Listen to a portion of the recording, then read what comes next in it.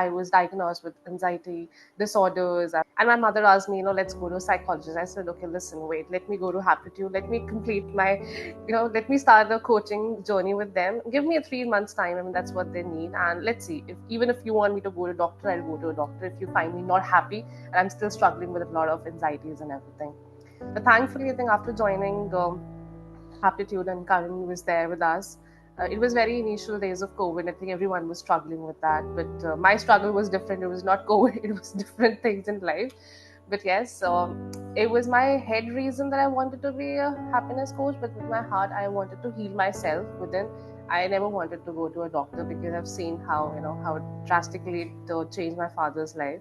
So I always ensured, I want to take help from others, not non-medically. So that's how I explored my life. I explored myself, and I think ever since I've never looked back. And the thing Karan said, the presence, that presence, people, they come to me and they tell me that you have some energy, you have that kind of magic. So I think it's just have evolved with time, and I'm still learning, and I'm still trying to be happy and spread that happiness among others. So yeah, that's my journey, and it still keeps continuing every day.